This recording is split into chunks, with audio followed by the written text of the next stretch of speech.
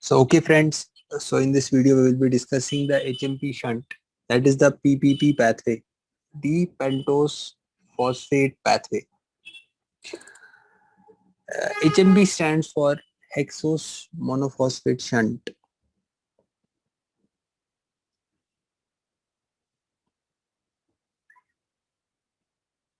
Hexose monophosphate shunt. Okay, hexose monophosphate shunt, or it is also known as pentose phosphate pathway.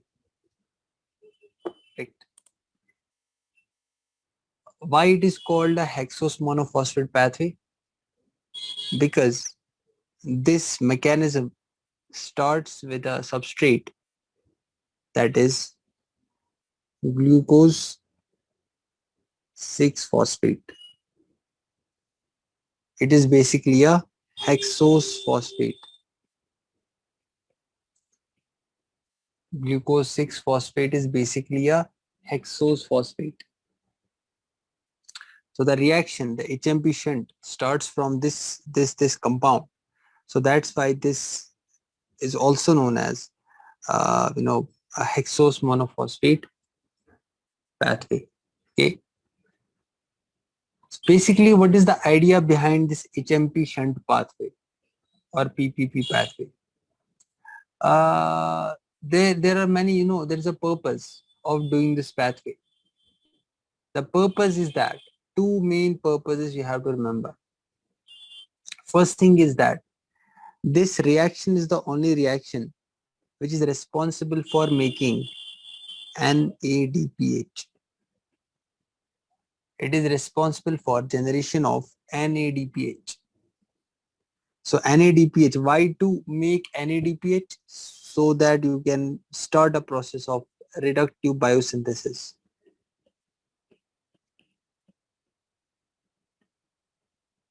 Reductive biosynthesis. So the process of reductive biosynthesis needs NADPH.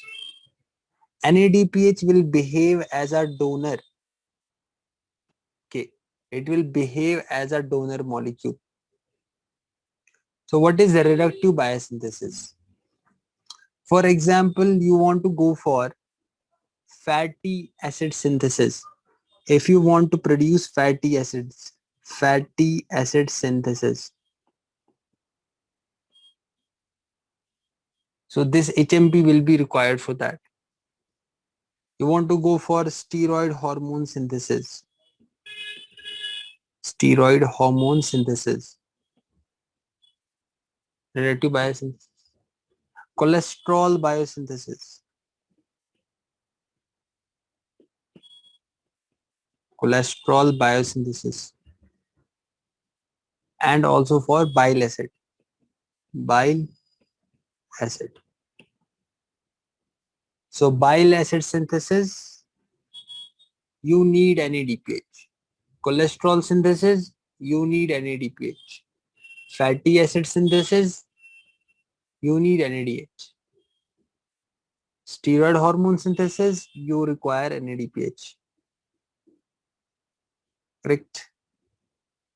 So to produce this NADPH, you need HMP shunt.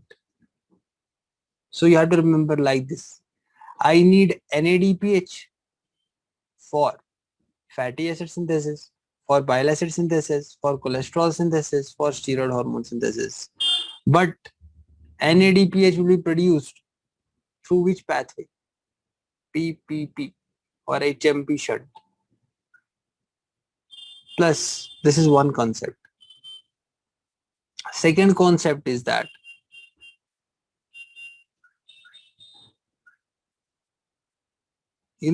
there was something I taught you in the last time, that was glutathione.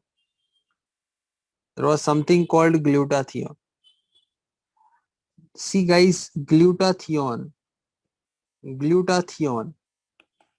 if you want a good and effective and useful glutathione, that glutathione should be present in the reduced form. That glutathione should be present in reduced form. So I will write two forms in front of you. Okay, So GSH, GSH is the reduced form. And if you anytime see GSSH, it means oxidized glutathione. So I'm asking you, which of the following is required for your effective glutathione? Which of the following will be an effective glutathione? It will be GSH, because glutathione, to use glutathione, you require it in the reduced form. And maintaining this reduced form of glutathione, you require hydrogen. What do you require? Hydrogen. Correct. Hydrogen will maintain the glutathione in the reduced form. And this hydrogen will come from NADPH. Are we able to understand how NADPH is useful for me? Correct. So this reduced form of glutathione, you require hydrogen, and that hydrogen will get from NADPH. Correct. Does NADPH give you any ATP? No. NADPH. See, listen to the word NADPH. I'm not talking about NADH. Yes. So I am not talking about NADH like I taught you in the glycolysis. I taught you in the glycolysis earlier that one NADH will give you 2.5 ATPs. Here it's not NADH, it's an NADPH. So NADPH does not give you any ATP. It provides you, this NADPH is useful for your fatty acid synthesis. Again, I am repeating. Required for your bile acid synthesis, required for your cholesterol synthesis, and required for maintaining the reduced forms of glutathione levels. Reduced forms of glutathione levels. And for that you require a hydrogen. Hydrogen is given from the NADPH. What happens is, basically, why you are needing glutathione, as I have taught you earlier, glutathione is going to detoxify peroxide molecules. So if I talk about hydrogen peroxide, to detoxify this, you will require glutathione. Okay, correct.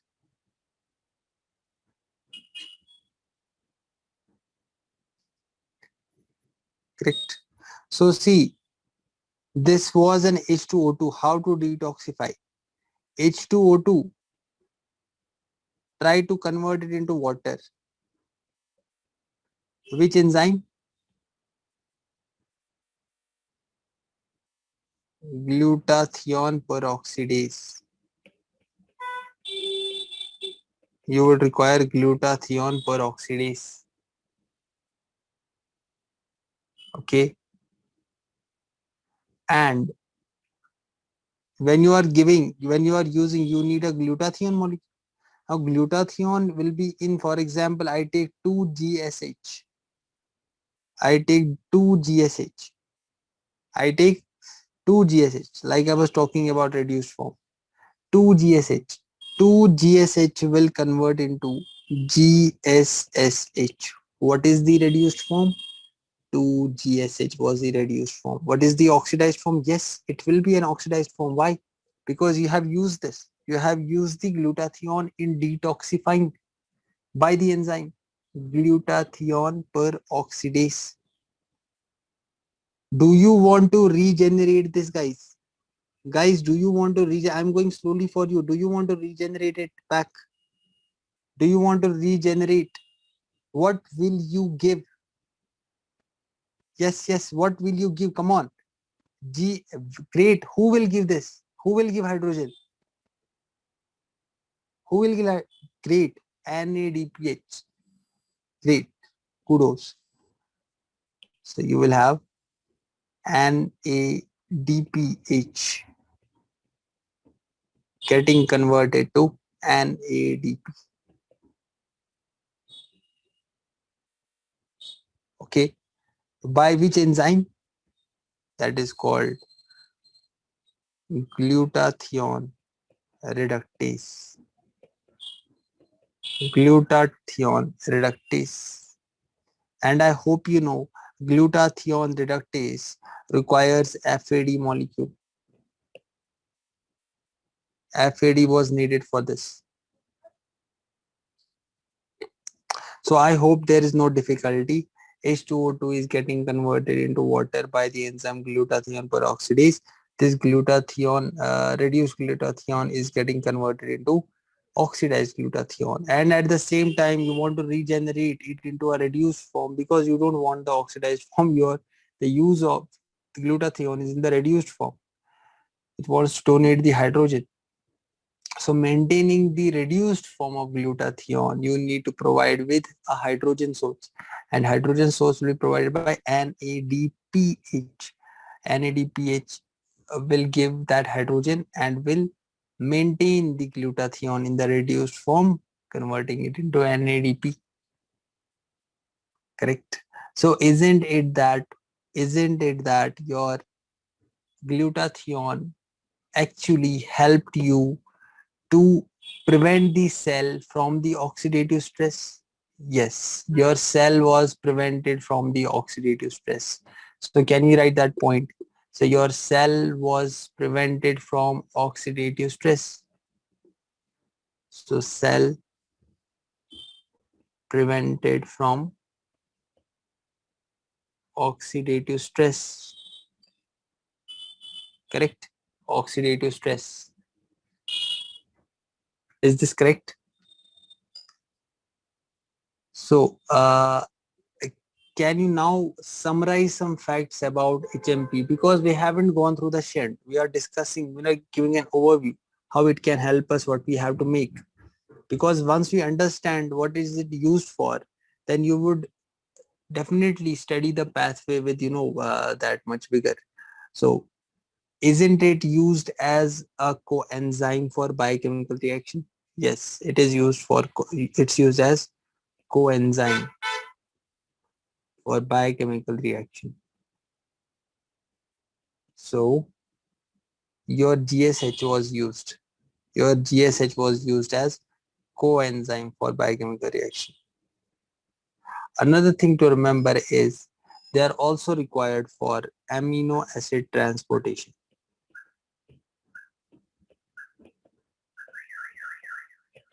Amino acid transportation. Okay. Sir, now a natural question will come to you. Sir, is NADPH only produced by HMP shunt? No.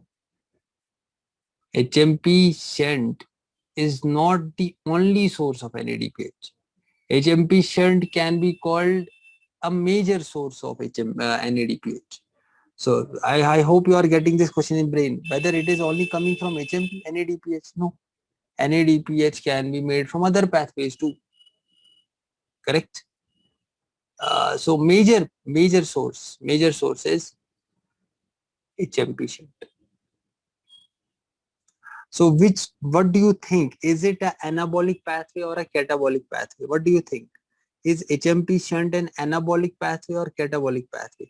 It's an anabolic pathway because you are making something. Yes. Yes. And what is the site it is happening? Where is it happening? It is happening again. The glycolysis was happening in the cytoplasm. This is happening in the cytoplasm. Because I taught you in biochemistry that you should know the location of the biochemical reaction. So it happens in the cytoplasm plus is an anabolic pathway. Anabolic pathway. Because you are making NADPH and all these things. Correct? There is one thing you should not forget. We are also making something called ribose 5-phosphate. HMP shunt also makes ribose 5-phosphate for you.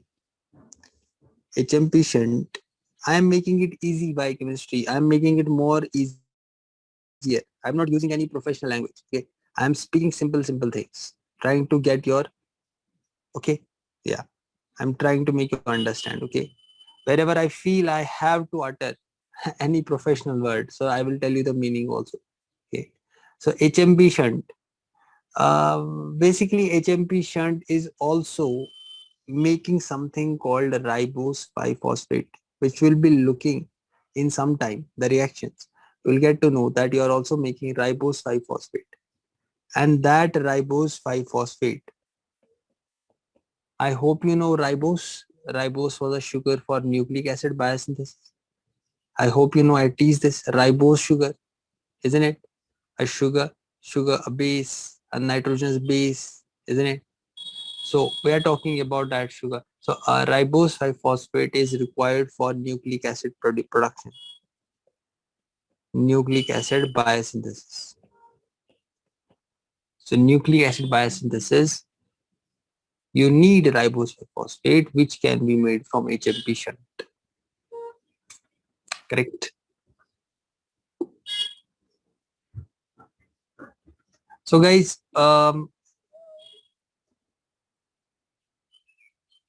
yeah. So I hope you have got this concept. Okay.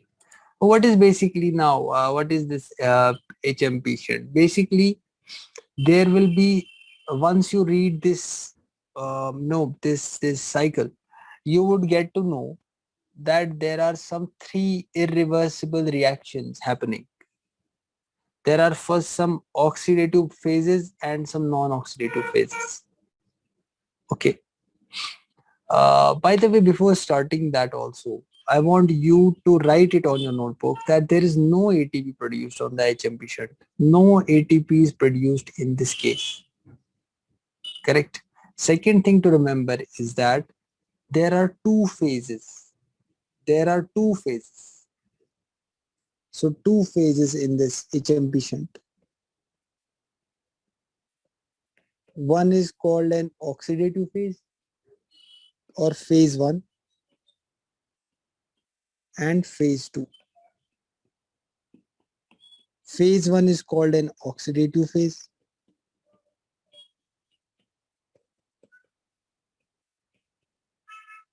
Phase 2 is called non-oxidative phase. I don't want to make it like a childish way, but non-oxidative phase, I can also write oxidative phase as irreversible phase, irreversible phase, and non-oxidative phase as reversible phase.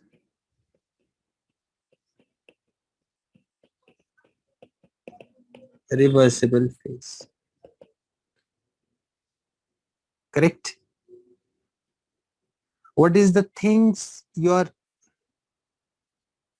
oxidative phase is irreversible phase?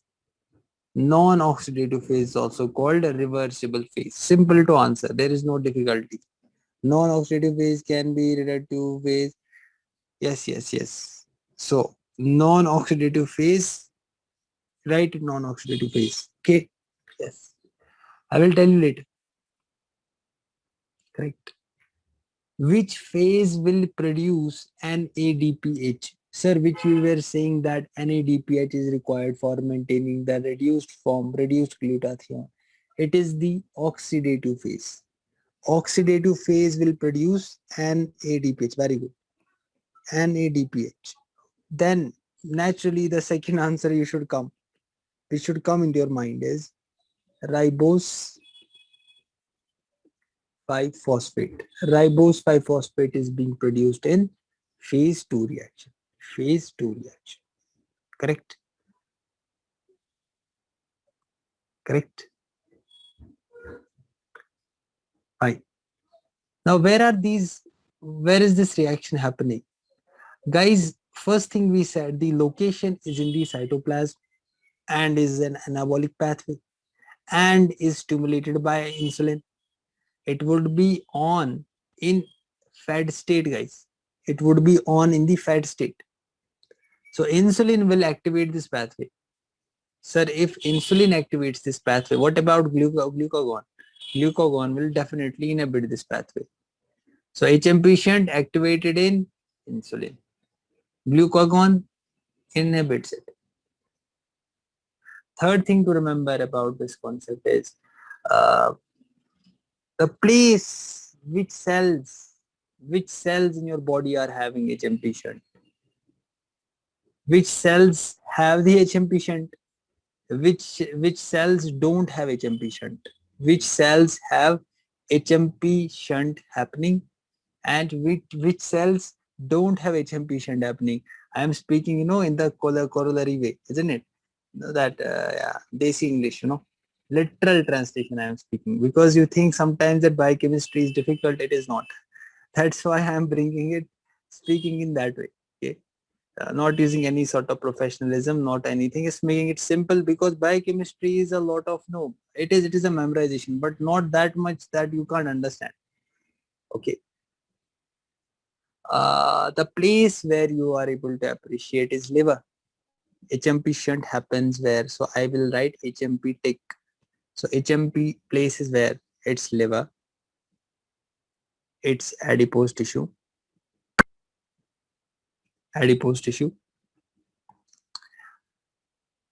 mammary gland, but lactating one, lactating mammary gland, lactating. Non-lactating won't have HMP. Non-lactating mammary gland will not have HMP. Lactating mammary gland will have HMP, correct? Um, adrenal cortex, adrenal cortex. We have placenta,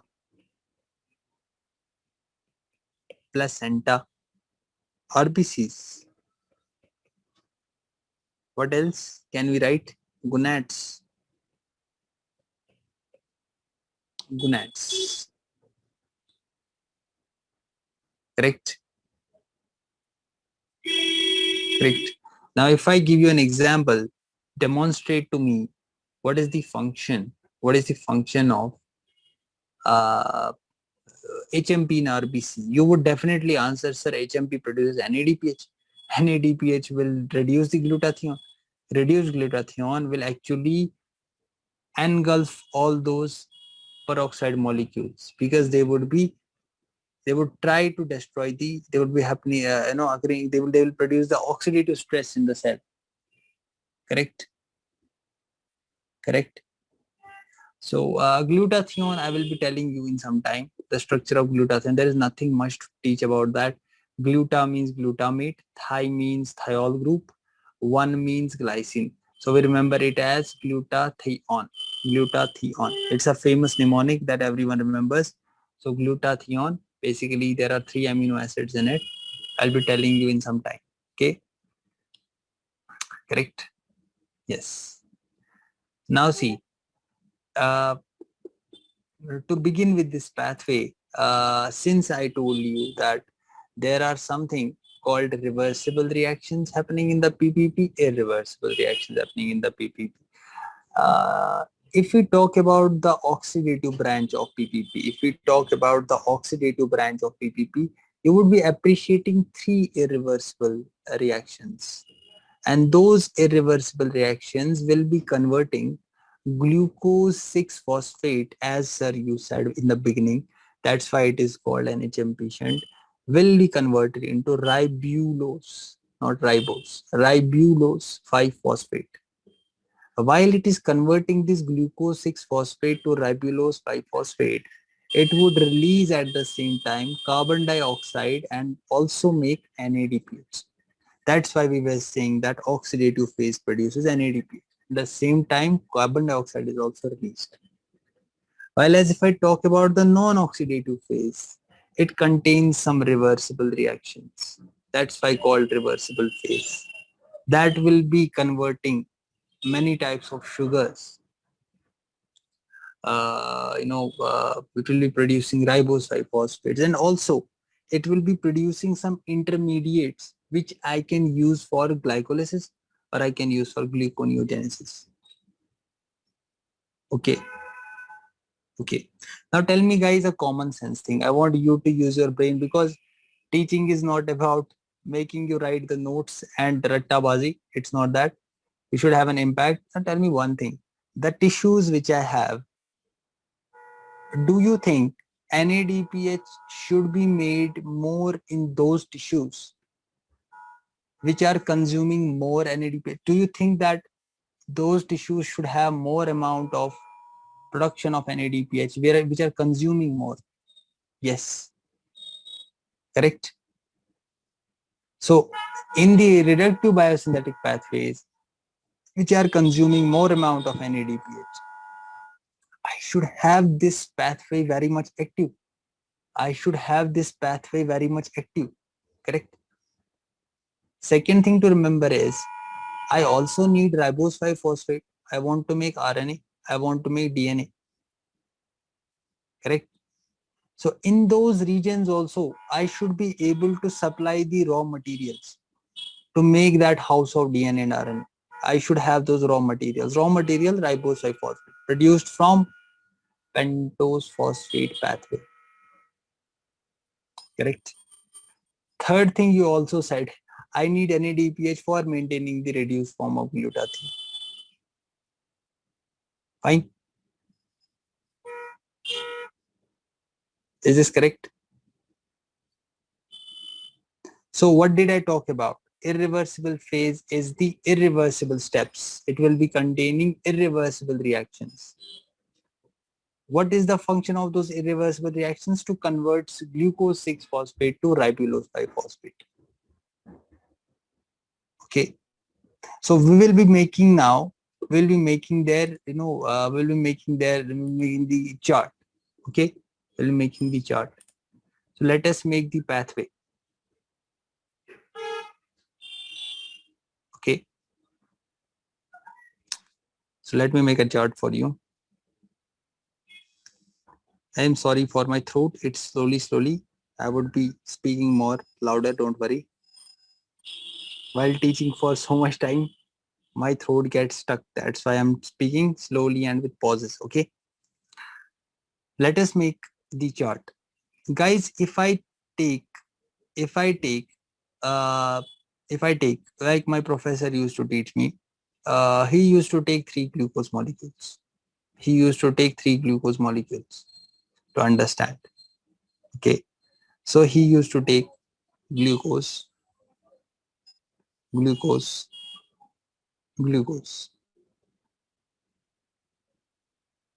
Okay. So you have to first make what? You are making glucose 6-phosphate. Do you need ATP? Yes, I need ATP. I need ATP. So here also, I would need ATP. I would need ATP, correct? Glucose is how many carbon compound? 6 carbon compound. 6 carbon compound. 6 carbon compound. Producing again a 6 carbon compound. I haven't changed any carbon skeleton. I just attached the phosphate molecule, 6 carbon. So I am having G6P4. This is glucose 6-phosphate. It is in short glucose 6-phosphate, glucose 6-phosphate. Correct? Now the enzyme. Now the story begins here, guys. Guys, have a full focus here. Now the enzyme required to convert this G6P phosphate into 6-phosphogluconate. I will convert this G6P4 into 6-phosphogluconate. 6-phosphogluconate into an enzyme by using an enzyme that I was talking in the morning about, that enzyme, that is G6PD. G6PD. This G6PD is a very important enzyme in the HMP shunt. It is basically the rate limiting enzyme. Important. It is the rate limiting step of HMP shunt. Rate limiting step of HMP shunt pathway. Important. It is a rate limiting step of HMP shunt pathway. That means if I am talking about glucose 6-phosphate dehydrogenase, then dehydrogenase should definitely come to my mind, as I have taught you in the fundamentals of biochemistry, that I would be converting an NADP into NADPH. Because you have done a dehydrogenation reaction, definitely a hydrogen should attach to the NADP. That's how I taught you. So once you are doing dehydrogenation of glucose 6-phosphate, you would be getting 6-phosphogluconate. Correct? So for this second reaction also, I will be using the same way for this glucose molecule again. Same, I would put like this. Same is happening. I am using NADPH and NADP, converting it into NADPH, isn't it? NADP to NADPH and forming 6-phosphogluconate. Here also I am using the same thing, converting this into this and this, and the same enzyme and 6-phosphogluconate. Correct? What happens is after this 6-phosphogluconate, can you see that I have been doing oxidation? So do you know the meaning of oxidation? So I am adding hydrogen here. Okay, I am adding hydrogen here. So that means I am doing for oxidation. Correct? Correct? Yes, I have taught this already. So I am saying these are the oxidative phases. So after this 6-phosphogluconate, 6-phosphogluconate is converted into ribulose 5-phosphate. Ribulose 5-phosphate. So this 6-phosphogluconate, oh my god, I am going to end this here. Okay, yes, this is writing. So this is converted to ribulose 5-phosphate. Ribulose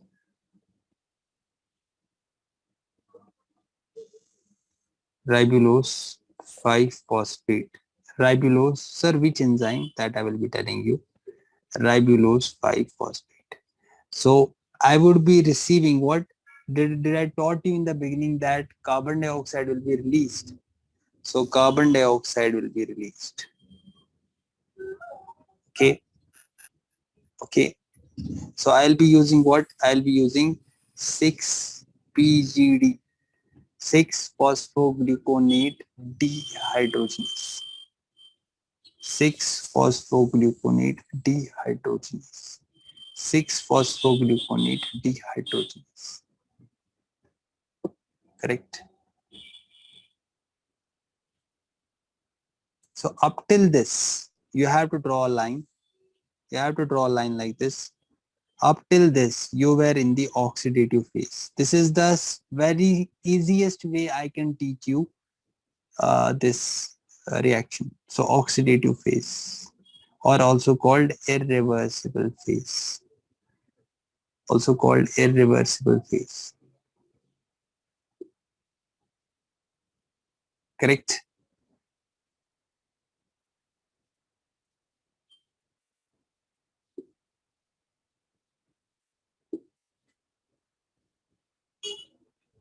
Now guys, what happens is I enter, after I have made ribulose 5-phosphate, I am entering into, yes, I am entering into,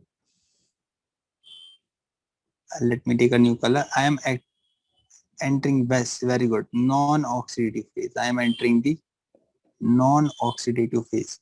And non-oxidative phase, I am using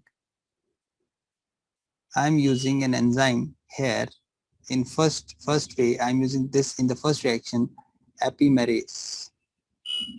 Epimerase will convert ribulose 5-phosphate into xylulose 5-phosphate. Again, ribose 5-phosphate, if I put an enzyme called aldo keto isomerase, if I put an enzyme aldo keto isomerase, I'll be converting that into ribose 5-phosphate. Ribose 5-phosphate. Correct. My God, sir, for ribose 5-phosphate, yes. The bell has started. It has begun to ring, isn't it? Yes. Exactly. Another bell which came into your mind. Tick, tick, tick, tick, tick, tick, tick. Yes, correct. Correct. So ribulose you converted to ribose 5-phosphate. And here also from the ribulose, if you put this ribulose can be converted into xylulose. Ribulose can be converted into xylulose. Okay, so it's converted to xylulose 5-phosphate. Okay, yes, correct. So what happens is these two these two under the enzyme these two under the enzyme these two under the enzyme transketolase under the enzyme transketolase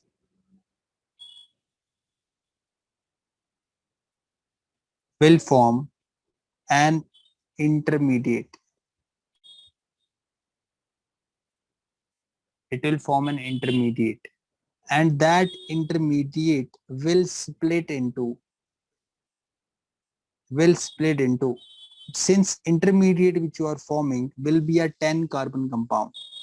That intermediate will be a 10 carbon compound, and that 10 carbon compound intermediate will break into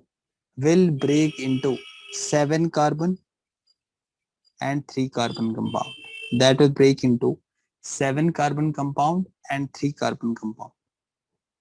This 7 carbon compound is called pseudoheptulose.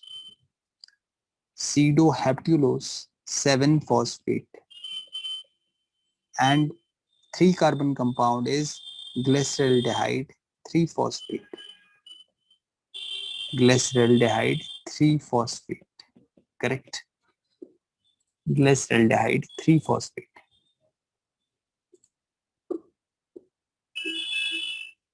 I hope you remember that glyceraldehyde 3 phosphate is basically, you should write it here only, is an intermediate of glycolysis. It's an intermediate of, correct? Is it true that glyceraldehyde is an intermediate? I want to tell you this glyceraldehyde 3 phosphate is basically the intermediate of HMP as well as the end product of HMP. It is the intermediate also, and it is the end product of HMP shunt. The concept is very important. Okay, correct? Is this correct? Okay. Now, what we are saying is this 3 carbon compound and 7, it will again under the action of transaldolase, under the action of transaldolase,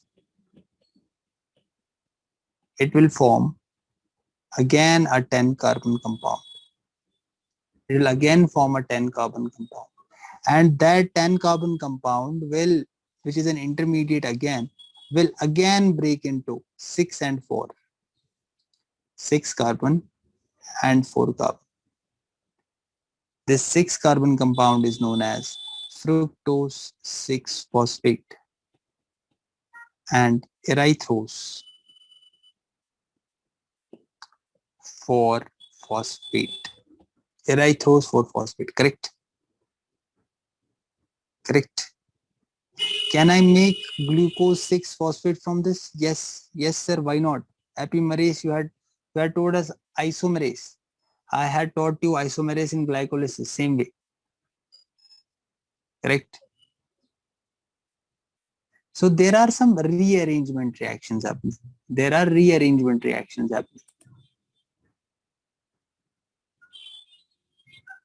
Fine.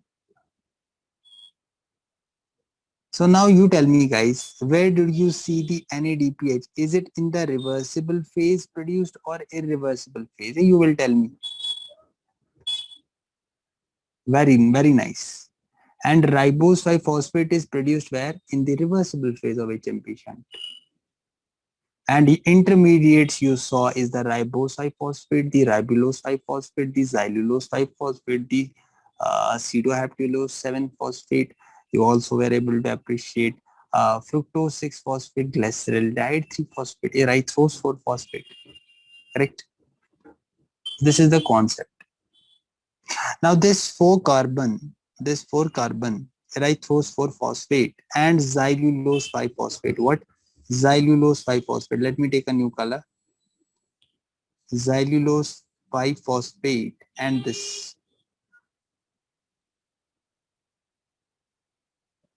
these two,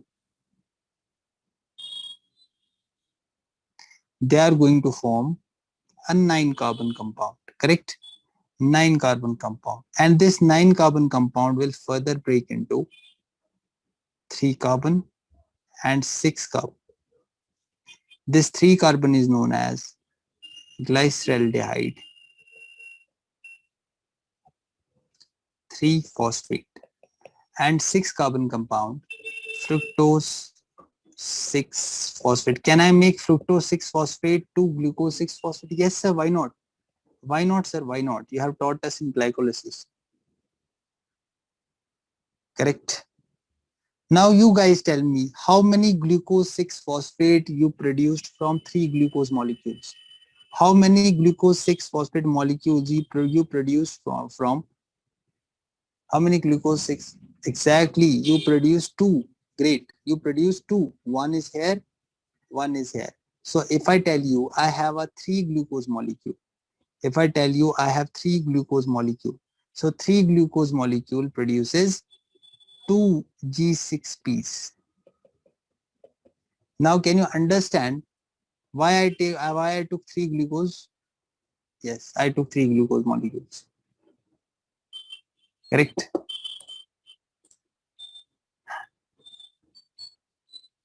Okay. So I am converting this to 2 glucose 6-phosphate molecules. So 3 glucose molecules will produce 2 glucose 6-phosphates. And how many NADPH you were able to produce? You can produce 6 NADPH. I hope you know this. 6 NADPH molecules you can produce. Yes, exactly. So 6 NADPH.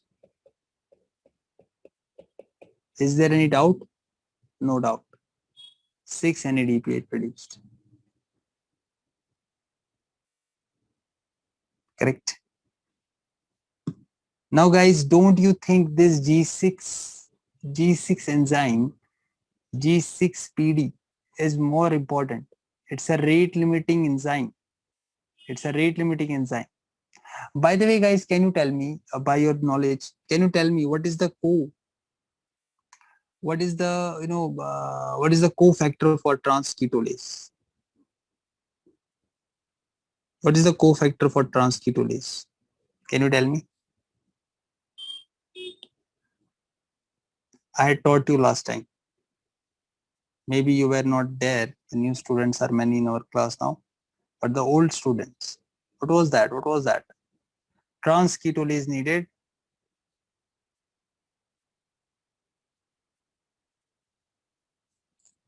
Yes, very nice answer. Yeah, you are helping each other. That's a very good, very nice way. Exactly.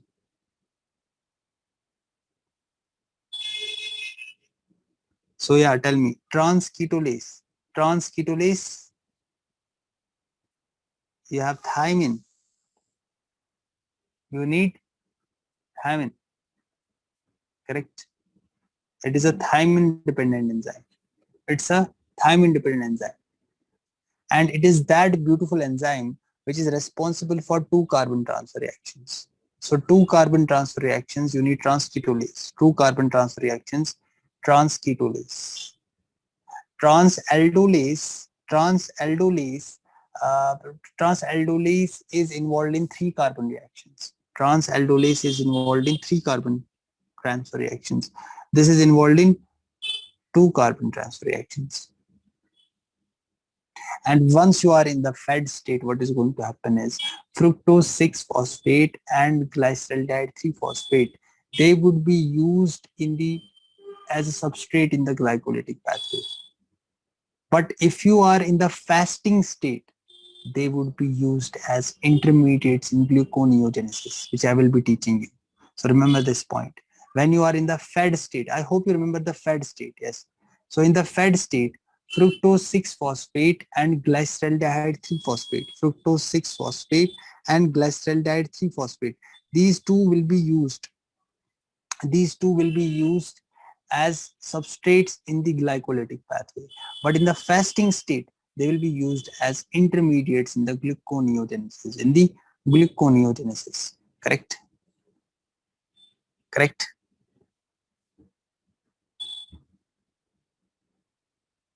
Correct. Why adipose tissue? Because adipose tissue is having NADPH. Yes, so adipose tissue is having more fatty acid synthesis. Adipose tissue needs fatty acid synthesis. That's why it should have more amount of increased pathway of PPP. Gonads, I hope you know gonads make steroid hormones. I hope you know this, endocrinology. Gonads make hormones, steroid hormones. I need bioreductive pathway. Adrenal cortex makes your steroid hormones. Therefore, I will be needing the PVP. Liver, liver produces cholesterol. I have to produce fatty acid. It is produced by liver. Liver needs PPP.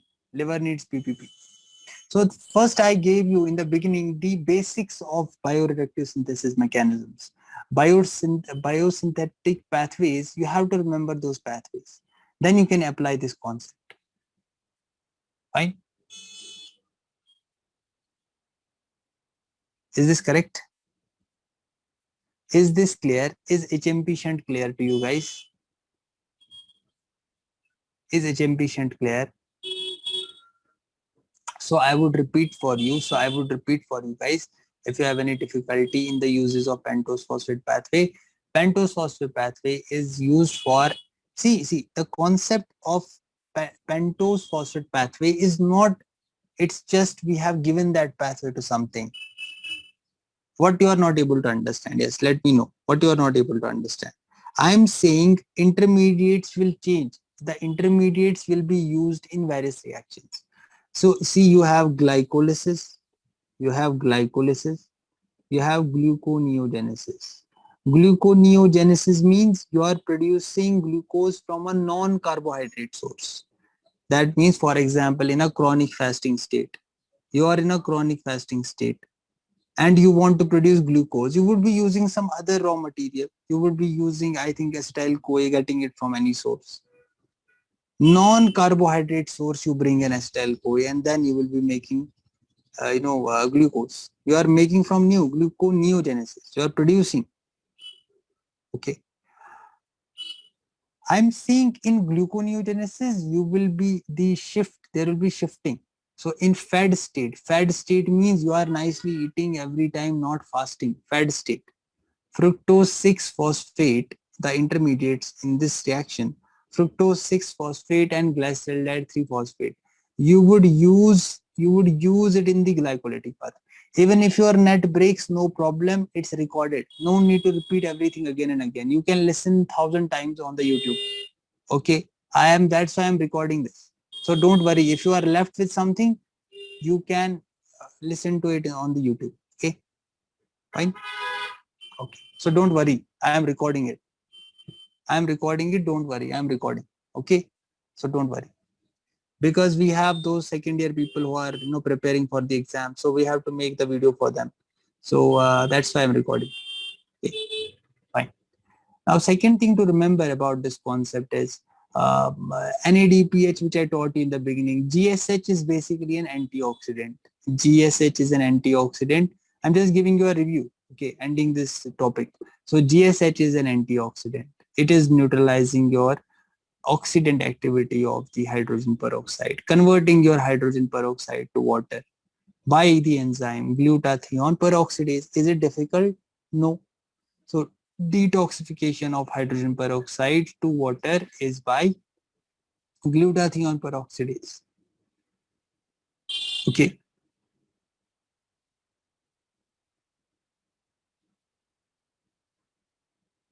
Correct.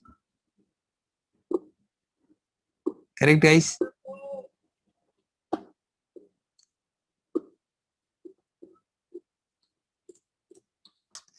Now, guys, a clinical significance which I want to give you, it will help you, which is actually important for your medical career. Now, tell me one thing. If I have a problem that is called G6PD deficiency, I have a sex-linked recessive disorder. Now, a clinical thing, because your exams are also clinical, your hospital is clinical, everything is clinical. You are a doctor, so clinical thing about this pathway is if I have a G6PD deficiency, we say G6PD deficiency. G6PD deficiency is a sex-linked recessive disorder. Sex-linked recessive. This sex-linked recessive disorder. Now tell me, guys, you have G6PD deficiency. Don't you think that you will be having an inadequate NADPH production? Don't you think you will be having inadequate because you don't have enzyme?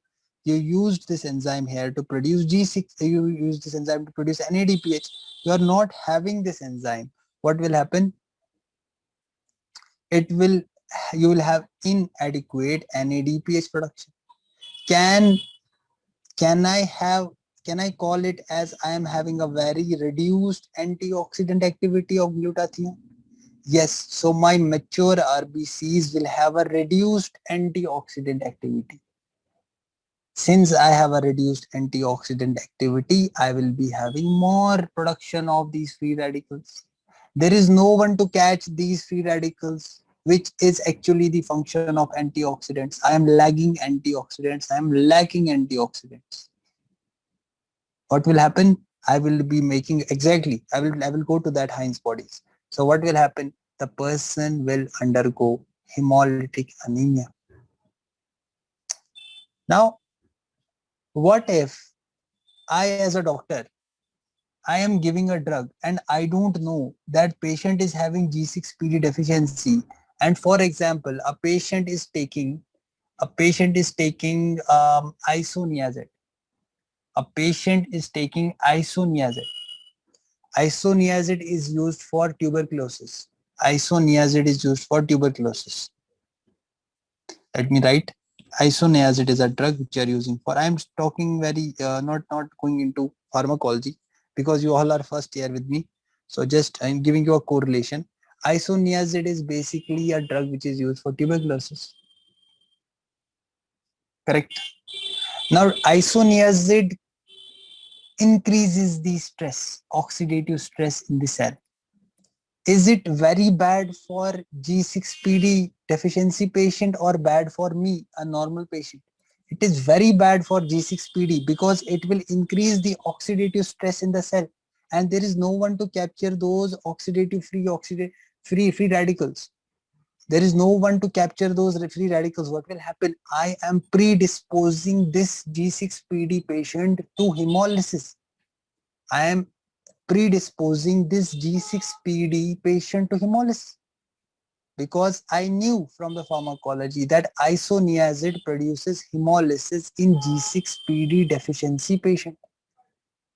So should this G6PD deficiency patient be first? Should this patient should have a chart in his hand. He should tell you, doctor, I am a G6PD deficiency patient, and my physician has always, since I have born, I have went to hospital, he has told me to keep this chart with yourself. Whenever you have any problem, whenever you are visiting a hospital for any intervention, you should show this chart to your consulting physician. That consulting physician would understand that I don't have to prescribe this type of a drug to this patient because this drug will produce hemolysis. It will kill the RBCs in this patient. Is it clear? Is this clear, guys? Is this clear? So I want to give you a mnemonic at least at the first year level so that you remember which drugs produce hemolysis in G6PD deficiency. Which drugs produce hemolysis in G6PD deficiency? I used to remember from my second year, I used to remember like this. Hemolysis is is hemolysis is the pain. Is the pain. Hemolysis is the pain. So hemolysis means hemolysis. The sparkle way I will tell you. I stands for isoniazid. Isoniazid. S stands for sulfonamides. Sulfonamides. Um, D stands for Dapsone. D stands for Dapsone. P stands for Primaquine. Primaquine. A stands for so I stands for ibuprofen. Ibuprofen.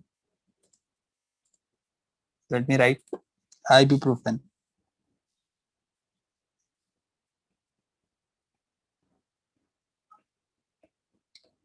Ibuprofen, and N stands for nitrofurantoin. We are using it for the UTI urinary tract infections. So nitrofurantoin. So these drugs, which I remember is hemolysis is the pain means yes, hemolysis is the problem. That's why I remember this mnemonic.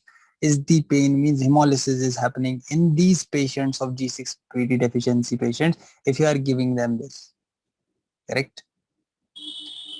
Is this clear, friends? Is this clear? By the way, which cells you see in the G6PD? I'm bringing up, I'm bringing this vertical integration. So I'm going for a vertical integration. So where do you see this? Where do, last one? Yeah, you can write nitrofurantoin. Okay. Whatever you miss, please watch the video. Okay, guys, because the viewers will also get irritated. That's why. So you have video, you can see it again. So what is the cells you see? Which type of RBC you see in G6PD deficiency?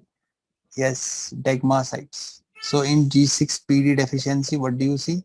Degmacytes. Degmacytes are called bite cells. Correct? Bite cells.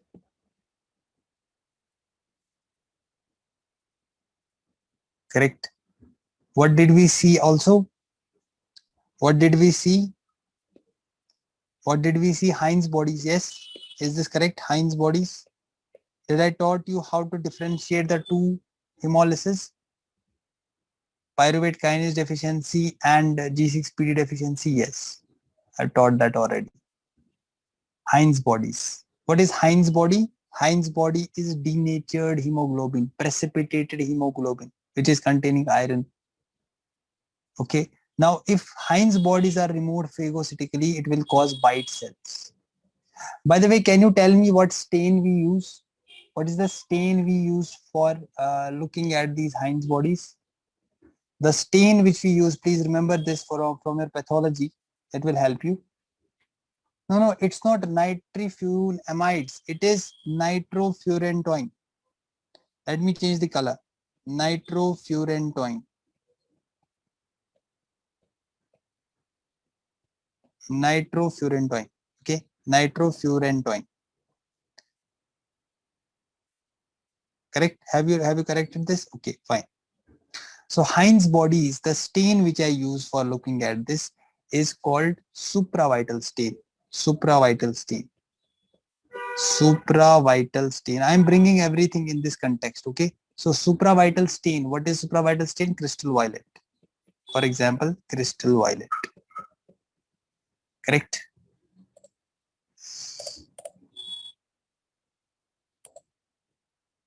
Fine.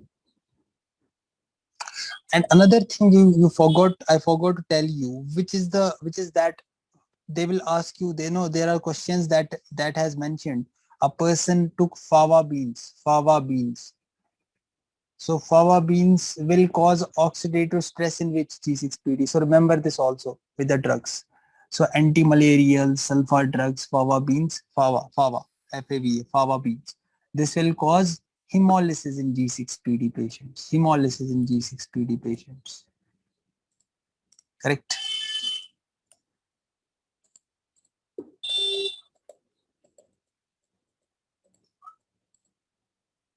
Fine.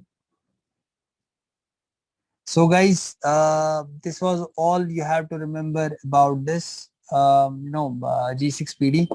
So details of G6PD I have taught in pathology. Fava beans, yes, it's fava beans. So details of everything I have taught in G6PD. Okay. Now you tell me, can I use, by the way, I want to end this discussion with a small point for you. I taught you that what was required for transketolase? Vitamin B1. Vitamin B1 was required. Vitamin B1 was required for G6PD. Where did I wrote that? Yes. Vitamin B1 was required for G6PD. So what if I have vitamin B1 deficiency? Can I watch the RBC transketolase activity? Can I use the RBC transketolase activity to look at the vitamin B1 deficiency? So can I say marker of vitamin B1 deficiency is RBC transketolase activity? Yes, because my transketolase requires vitamin B1. So if I have vitamin B1 deficiency, it will be telling me, it will be shown to me by RBC transketolase. Correct? Correct? I think people are sleeping, isn't it? It takes me more time to ask correct, no, yes, no. No? I think I should go fast, isn't it? Yes. So it will show me the RBC transketolase activity. Sir, is there something to check the vitamin B2 deficiency? Yes, why not? Vitamin B2 deficiency, you can check by RBC glutathione reductase activity. Glutathione reductase activity. RBC glutathione reductase activity. Okay. So simply you have to go for the blood sample of the patient. If you want to check any deficiency, go for the blood sample, check what is the activity of this enzyme. If the activity is low, you would say it is deficiency of this enzyme. It is simple. It is simple. It is a conceptual thing. There is no need to make it so hard. I have tried to make it so easy. You write this pathway, do it 4 times. 5th time you will yourself write it. Okay. So take 3 glucose molecules and then you come here. So it's an interesting game, you know. This all is an easy game. Believe me. This is all your non-oxidative phase. This is all your oxidative phase. This is a game, splitting and making. Wow, what a game. I used to enjoy in my first year. I used to take the college board and used to write there. I remember, today also I remember. I used to draw it on the board with a chalk as many times. I had a friend from Nigeria. So he and me used to practice this on the board. And I used to correct his table. So he used to draw and then he used to say, you also draw. And then he used to say, okay, come here again. I will check yours, you check mine. But this is the way you have to practice. You have to bring your dedication. Biochemistry is interesting. Okay. So I hope you have enjoyed this discussion. So let us see you in the next topic. So take care, practice this and bye-bye.